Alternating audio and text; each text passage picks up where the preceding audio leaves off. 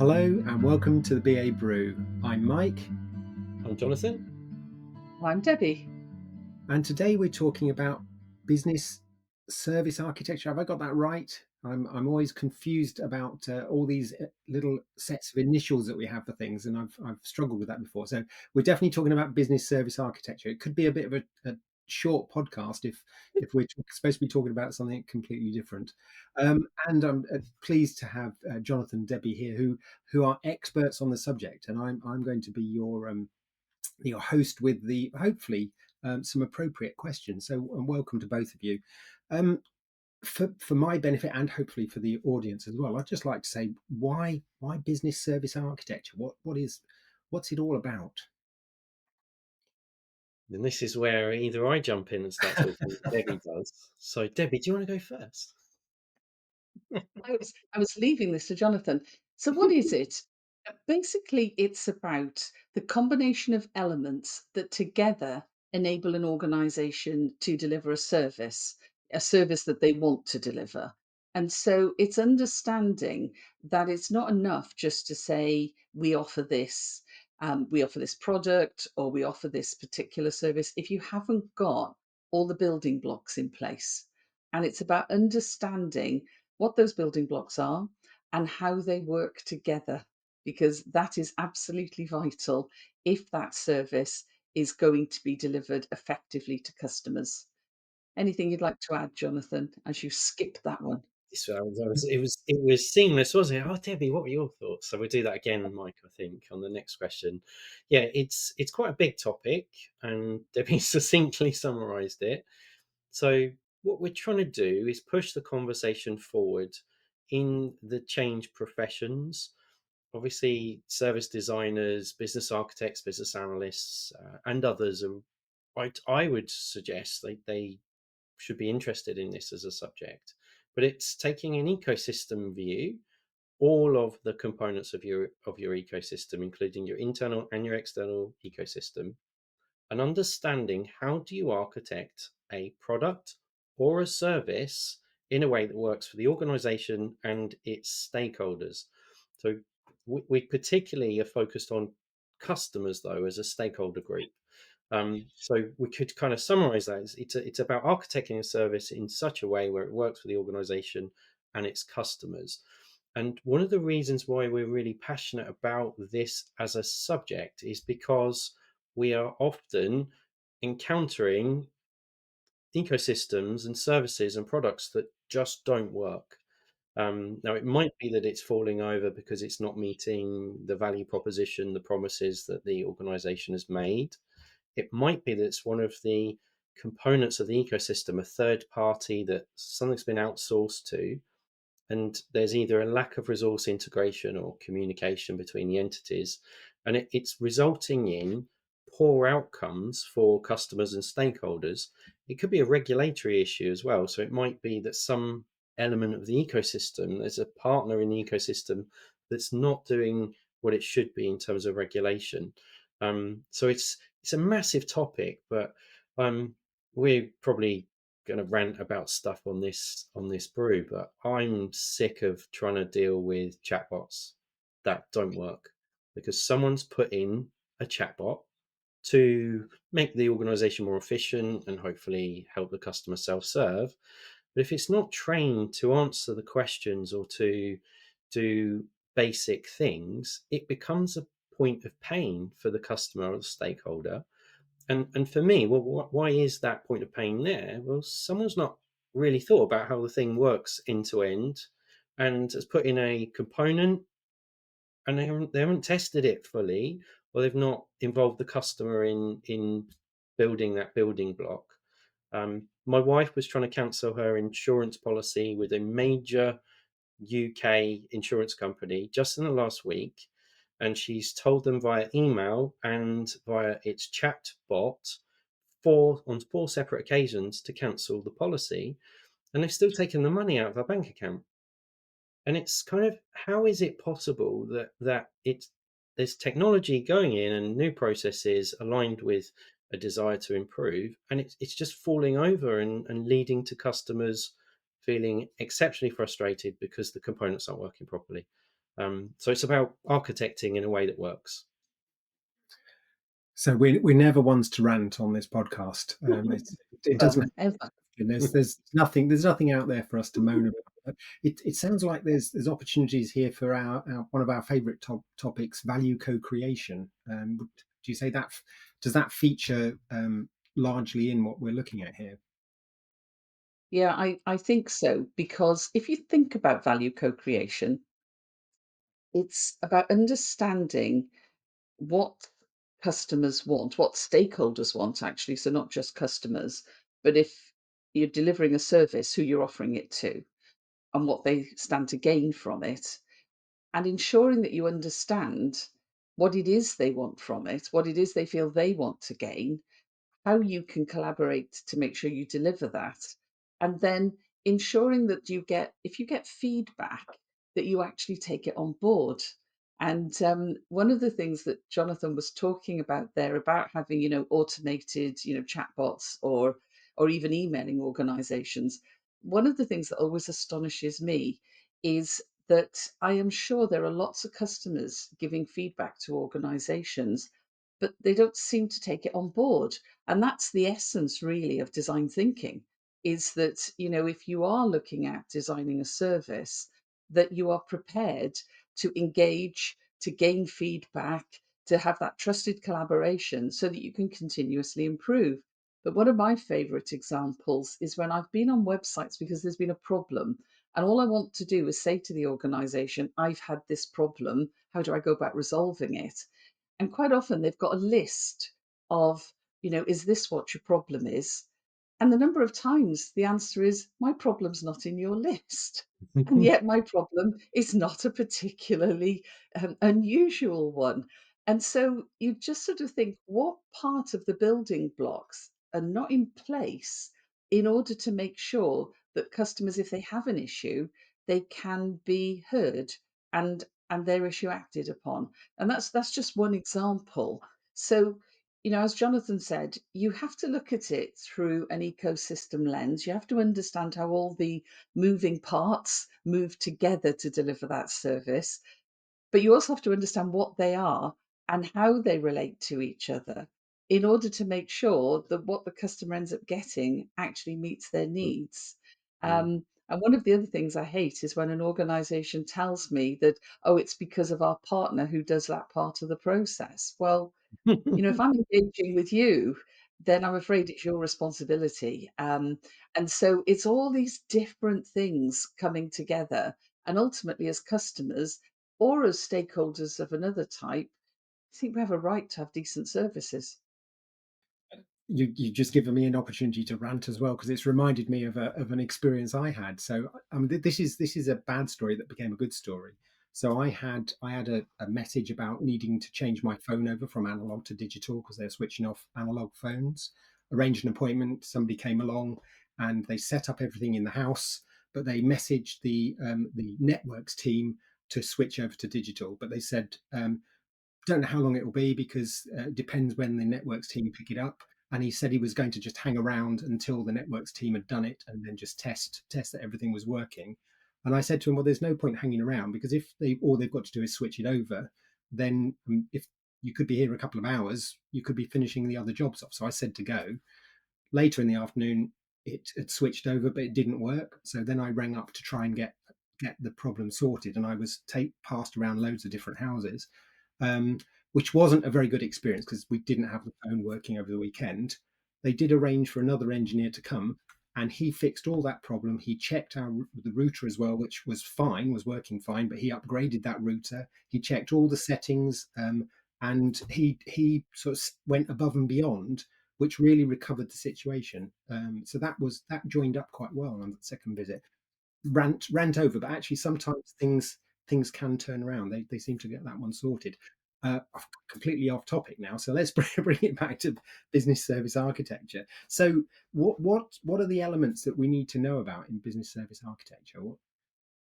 What things? So you've both been very busy Mm. pulling some stuff on business service architecture recently. I'm going to ask Jonathan first because Go first. So There's a lot in this as a subject, but what we do is we'd say take an ecosystem view, think about the why, and think about the value proposition. Then think about roles and responsibilities. So who's doing what? Who owns that service? Who's accountable for making sure that it's delivered in the way that is expected? Um, and then, in terms of thinking about the building blocks, well, what are the building blocks, the elements of your service architecture? It's the ecosystem, it's what the organization can do, its capabilities, and how it's bringing that together through the activities that it conducts that are either internal or external customer facing. It's all got to be aligned with its promises that it's making. And then it's basically a toolkit of different techniques that help you to analyze the activities, the capabilities, or value streams. And there's a ton of different tools available to individuals to pick up and use. Value stream diagrams, lots of listeners will be familiar with business activity models. My favorite, the SIPOC model, so that's supplier input, process, output, customer. I love that model. Business use case diagrams, service blueprints. There's a massive toolkit that we can use to analyze activity, so that we can start these conversations about, well, how do we want this service to work, and how do we architect that service in such a way where the customer or the stakeholders are happy. Then leveraging the capabilities of the organization in such a way where we're not reinventing the wheel for each product or each service. And so this drives efficiency in the organization, also drives, for me, standardization, and hopefully a standard that works for the organization and its customers. And the capabilities should be subject to continuous improvement also. Um, then there's some other aspects, and this is where I think Debbie's more knowledgeable in this space. But it's kind of the how do you get your ecosystem to work in a way whereby it's sustainable and that you can grow it. So how do you scale up your ecosystem or scale it down? And it's all sorts of strange concepts that I'll mention briefly. Debbie can step in, but things like modularity and loose coupling and cohesion, and my favorite, contestability. There's lots and lots of different things that you can think about as you're designing or architecting your service. And then you've obviously got to maintain and manage the performance of your service in alignment with your strategic goals, priorities, and improve it. And this is the point that Debbie was making earlier. When we get the feedback on the service, that we listen, we prioritize, and we act and respond as appropriate to that. And so there's a there's a full set of content that we've been working on around business service architecture, and we do generally hope that people find it useful. Yeah, did you have anything to add to that, Debbie? Yeah, it's quite interesting really, because I think what Jonathan's explored then are there's such a range of techniques, and just to pick up on one of them, which is the service blueprint. Within a service blueprint, you've got the front stage, which is the, customer facing activities in effect and their experience. But then you've got the backstage. And the backstage in the service blueprint is really interesting because this is where you've got all of those elements that all need to work together, but all need to be thought about. And I'm just going to pick up on one or two. So if you think of most organizations, have some sort of ecosystem where they're working with external specialist providers, and those specialist providers deliver particular services into the organization to fulfill, the end-to-end value stream that delivers a service. Yeah. Understanding that ecosystem is really important. And all of those service blueprint elements need to be linked into that ecosystem so that you know exactly what's going on and that you know that you're meeting your obligations to your customer, but also to other stakeholders. And just to pick up on one, if you think of regulatory stakeholders, and let's take data protection, say, if you're working with an ecosystem where you've got external, service suppliers who you've procured a particular part of your service offering to, then you need to be sure that, first of all, you're collaborating to make sure the data transferred between you is the data that actually is going to help deliver the service, but also that you're meeting regulatory compliance requirements as are they, as are any other service systems within their ecosystem. So you've got really quite a complex picture in lots of organizations, and it needs good analysis and it needs people who understand the nature of data, the nature of communication of data between organizations, and regulatory requirements such as those of GDPR. And so understanding the architecture is quite complex because you've got all these different elements that have to come together. But equally, it's essential. And I was talking earlier today about a particular service that I think makes the point around data. So some of you may have ordered an item online, and the delivery organization sends you an email that says track your delivery. Yeah. And when you go in, which for some reason I quite often do, even though I know what's about to happen, the question I want answered is when I'm going to have it delivered. Date and sort of time frame of some sort, really useful. 99 times out of 100, if not 100 times out of 100, when I go in, what I get is your product is currently at our depot in Birmingham or Swindon or Manchester or something. Now, that piece of information is of no use to me whatsoever because I don't know how long it's going to be at the depot before it's delivered. I don't know if it's just arrived there and it's got to go through some checks. I know nothing. And all I'm interested in is that when question being answered. Okay. And so what you've got there is an attempt at offering, a component part of an overall delivery service, but without any data. And therefore, the data they've got is my email address and name, which is subject to GDPR. So I hope they've done the due diligence. But the data I want, nobody seems to be able to give me.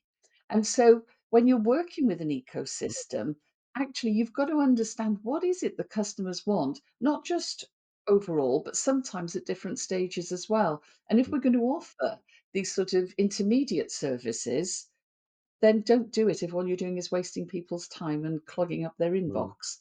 That's just one mm, example, but can you see how understanding if you take a service blueprint, you look at the backstage elements and then realize how is that going to be fulfilled throughout the ecosystem in a regulatory compliant way?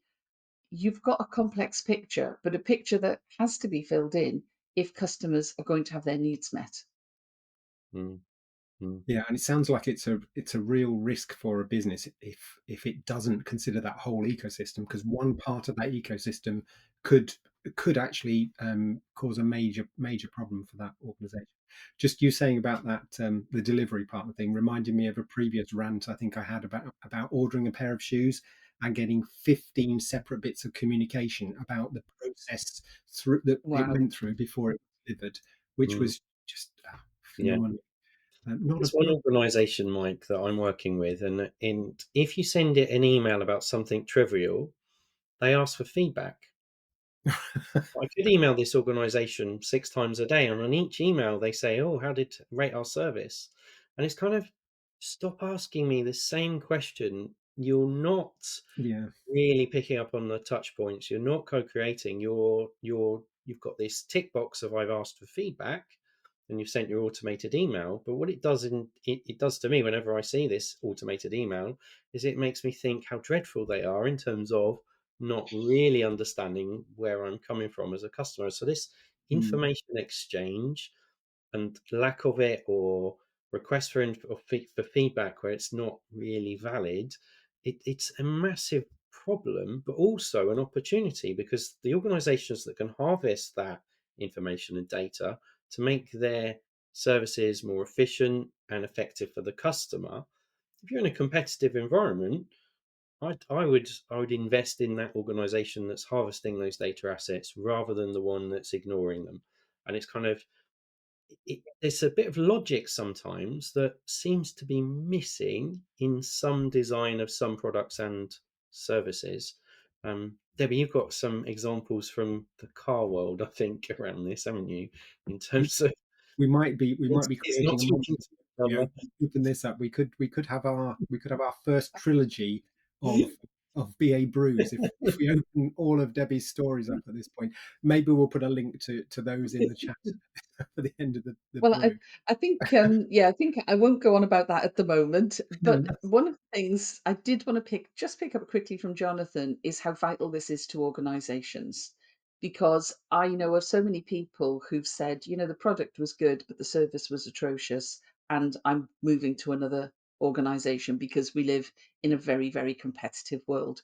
And the other factor is something called failure demand, which was discussed at a BA conference many years ago by Professor John Seddon.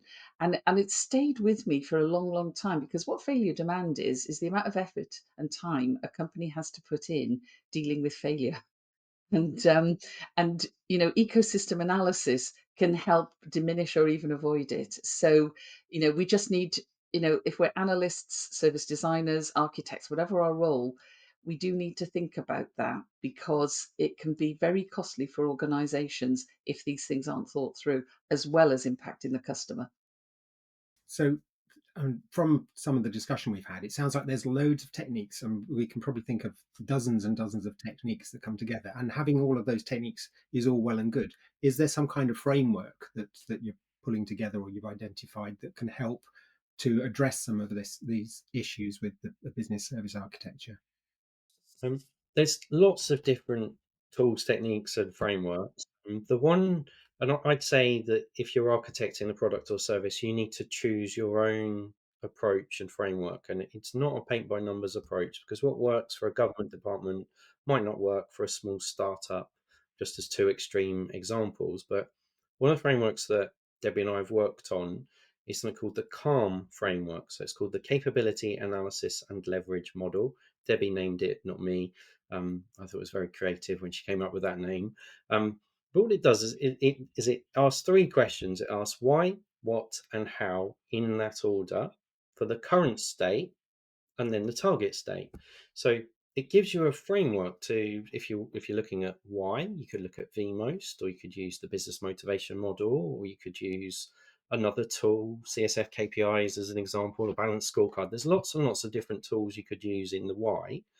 And then the what, you can take an active view through value streams or processes, or things like business activity models or business use case models.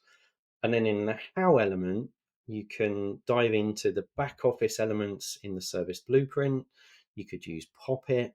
You might use other techniques that are not mentioned in the process world or data analysis and modeling world, or any other technique that you find useful, not for the sake of using the technique, but to drive forward the organization and the improvement of its products and services. So this calm framework is one that I'm particularly keen uh, on. I use it as a way of thinking, but current state and target state, why, what, how, it's a basic framework, but there's so many different things you can do with it. But I don't want to prescribe it to people because if that's not the way you think, don't use it. You should use tools, techniques, frameworks in a way that works for you is my approach. Um, Debbie, do you want to tackle that question as well in terms of a Love framework? a final I word don't from you. think I can add to that actually, because I think you said all the things I was thinking, apart from maybe an ecosystem Mm, diagram for the service. I mean, mm. we talk about enterprise ecosystems for the entire enterprise. One for the service is quite good, and then looking at those linkages and relationships. That is all I would add to your answer, Jonathan. Right. Well, I'd like to thank you both for having this discussion today, and thank you to everybody who's joined us for the BA Brew today. If you do have any ideas for future episodes, then please contact us via email at babrew@assistkd.com. I usually add an extra at in there just for good measure. And don't forget to like and subscribe. So we'll put links in the comments to anything that may be of use to you. And thank you for joining us today, everybody. Thank you. Thank you.